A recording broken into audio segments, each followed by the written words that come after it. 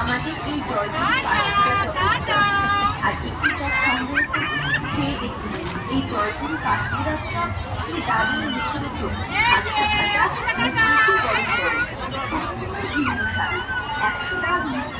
আপনার ভালো লাগবেই লাগবে খেতে ভালো মজা। হ্যাঁ দাদা শুধু প্রচার ভালো নয়